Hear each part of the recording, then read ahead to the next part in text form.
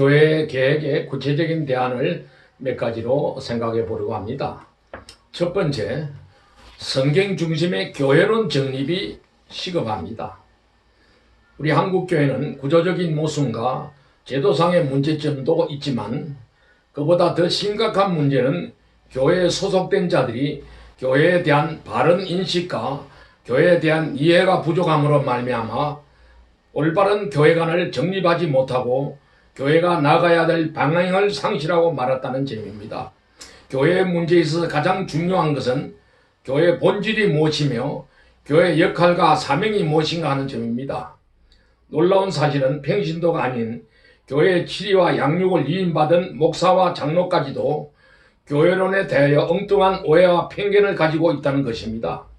그러나 이 말은 목사나 장로가 교회론에 대해서 무지하다는 말이 아니라 조직신학과 교회론에 대한 이론은 알고 있으면서도 실제로 교회를 섬기고 양육하는 가정에 가서는 교리나 성경적인 신학적인 지식과는 거리가 멀게 전혀 다른 교회를 운영하고 있기 때문에 교회가 강도의 소굴처럼 된다는 것입니다.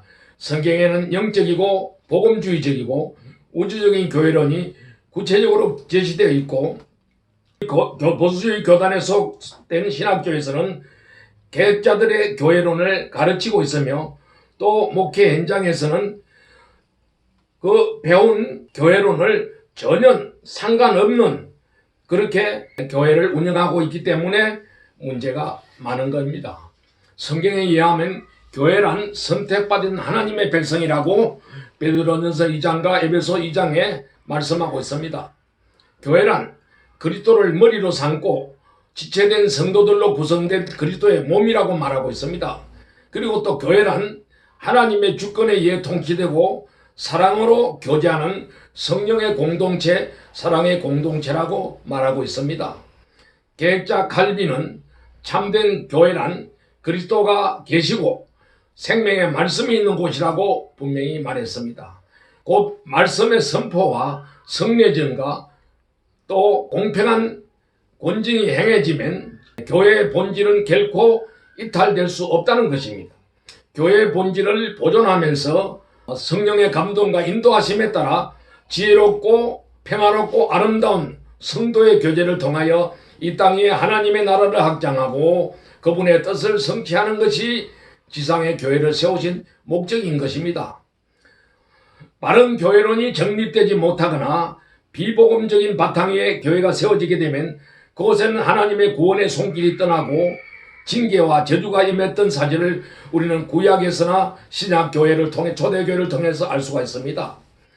많은 목회자들 가운데는 교회론이 정립되지 못하고 의식이 혼돈된 상태에서 가시적인 예행적인 교회 성장에만 눈이 어두워 양떼들이 영양실조에 걸리고 영적으로 심한 위기에 빠져 있어도 그 영혼들을 구제하고 치료하며 살려내는 데는 무관심하고 영혼공헌이라는 미명하에 교세의 확장과 교권의 장악과 자기 성취에만 혈안이 되고 있다는 사실을 우리는 안타깝게 생각하지 않을 수 없습니다. 이 같은 교회들에서는 기복신앙과 무속신앙으로 말미암아 교인들이 영적으로 눈이 어두워지고 마음으로는 위선자나 기회주의자가 되어 하나님을 자기 편리한 대로 이용하고 아니면 아예 하나님을 문 밖으로 내쫓아버리고 맙니다. 그래야 교회는 인간 중심의 이기적인 집단이 되어 주식회사나 합자회사처럼 경쟁적으로 이익 나기에만 열중하고 있습니다. 이제는 교회 지도자들이 대호각성해서 지금까지 열심히 쌓아온 바벨탑을 중단하고 새 일을 시작해야 할 때가 되었다고 생각합니다. 21세기를 지나고 있는 오늘 우리 한국 교회는 이제 역사의식이 있고 비전이 있고 미래지향적이며 우주적인 교회론을 모든 교회 구성원들에게 교육시키고 훈련시키고 지도자가 앞서 서서 나누는 그리고 섬기는 교회로 거듭나야 하는 것입니다. 그러면 현대교회 지도자들이 성경에서 이탈된 교회를 개혁하지 못하고 있는 이유가 몇 가지 있는데 그 이유를 들어보고자 합니다. 첫 번째 이유는 지도자들이 영적으로 성숙하지 못하였기 때문이라고 할 수 있습니다. 갓난아이에는 단단한 음식을 먹을 수가 없습니다. 유치원생에는 고등 수학을 가르쳐서는 안 됩니다. 목회자는 편협된 교리 신학이나 성경 해석의 테두리 안에서 머리로 하는 목회를 이제는 그만둬야 된다고 생각합니다. 목회자는 무엇보다도 영적이고 사회학적이며 역사적인 신학을 몸에 익혀야 실천하는 목회를 하지 않으면 그는 마치 돌팔이 의사처럼 되고 마는 것입니다. 성령은 우리에게 어린아이의 일을 벗어버리라 했습니다. 장성한 자가 되라고 말하고 있습니다. 목회자는 교회를 교회되게 하는 영적 지도자가 되고 차원 높은 영성의 사람이 되어야 하는 것입니다. 그리고 두 번째는 교회론에 대한 성경 지식이 결핍 때문이라고 할 수 있습니다. 목회자는 교회론에 대한 지식을 습득하기 위해서 하나님을 직접적으로 체험해야 되고 하나님을 알아야 됩니다. 하나님에 대한 확신이 있어야 됩니다. 그것을 먼저 점검해 봐야 됩니다. 지도자가 될 사람은 체계적으로 교회에 대한 신학을 깊이 있게 연구하고 배우고 훈련받아야 이 혼돈된 세상에 나가서도 우리 교회의 순수성과 본질성을 유지하고 보존할 수 있기 때문입니다. 세 번째 이유는 교회의 역사를 통하여 잘못 진행되어 온 교회의 전통과 간행들이 주요 원인이 된다고 할 수 있습니다. 옛날 이야기에 애꾸들이 모여 사는 마을에 두 눈 성한 사람이 들어갔다가 병신 취급을 당하고 나왔다는 에피소드가 있습니다. 많은 지도자들과 교인들 가운데는 이것이 아닌데, 이래서는 안 되는데, 이건 성경적이 아닌데 하면서도 전통이 그러니까, 우리 선배들이 그렇게 해왔으니까, 또 우리 교단에서 그렇게 하고 있으니까 나는 어쩔 수 없다, 이렇게 생각하는 사람들이 많이 있습니다.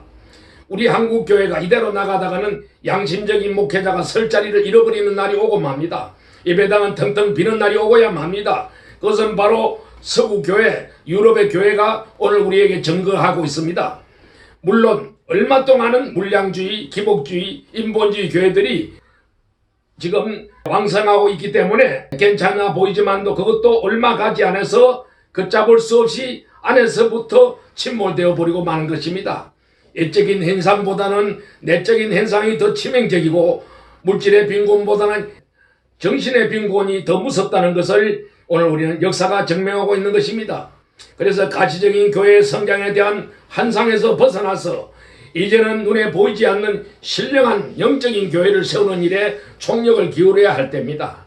그러므로 이제는 우리가 잘못된 제도나 간행들을 방치하거나 그대로 답습할 것이 아니라 의식 있고 용기 있는 지도자들이 앞장서서 교회를 개혁해 나가야 우리 한국 교회는 참된 교회로 부활하게 될 것입니다.